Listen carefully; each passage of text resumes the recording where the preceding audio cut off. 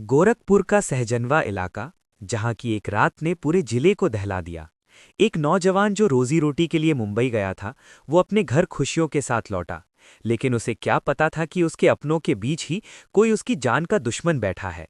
ये कहानी है विशाल यादव की, जिसकी हत्या की साजिश इतनी खौफनाक थी कि सुनने वालों की रूह कांप जाए। 26 साल का विशाल यादव। अपने पिता के निधन के बाद घर की जिम्मेदारी उसके कंधों पर थी। मंगलवार की रात करीब 10 बजे विशाल अपने परिवार के साथ शांति से खाना खा रहा था। तभी उसके फोन पर एक घंटी बजी। एक युवती का फोन। विशाल ने कहा कि वो थोड़ी देर में आता है, लेकिन वो रात फिर कभी खत्म नहीं हुई। घरवालों को क्या पता था कि ये उसकी आखिरी बातचीत थी। बुधवार की सुबह जब सूरज निकला तो कटाई टीकर मार्ग पर जोगिया कोल के पास एक गेहूं के खेत में विशाल का शव मिला। हत्यारों ने जो किया वो किसी दरिंदगी से कम नहीं था।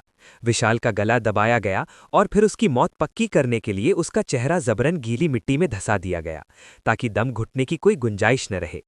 खेत में दबी हुई फसल चीख चीख कर गवाही दे रही थी कि मरने से पहले उस नौजवान ने अपनी जिंदगी के लिए कितना संघर्ष किया होगा। पुलिस हरकत में आई।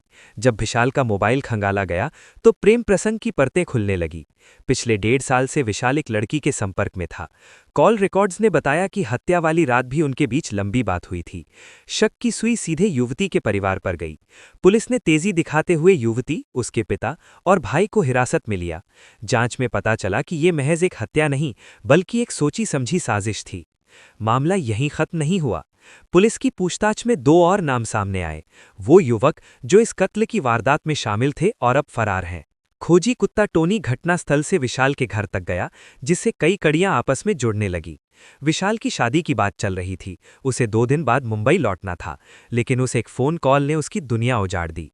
क्या ये ऑनर किलिंग का मामला था, या इसके पीछे कोई और गहरी रंजिश? विशाल यादव अब नहीं रहा, लेकिन पीछे छोड़ गया है कई सवाल। पुलिस ने धारा 302 और 201 के तहत मामला दर्ज कर लिया है। आरोपी सलाखों के पीछे पहुंच रहे हैं। पर क्या ये इंसाफ उस मां के आंसू पोंछ पाएगा जिसने अपना जवान बेटा खो दिया?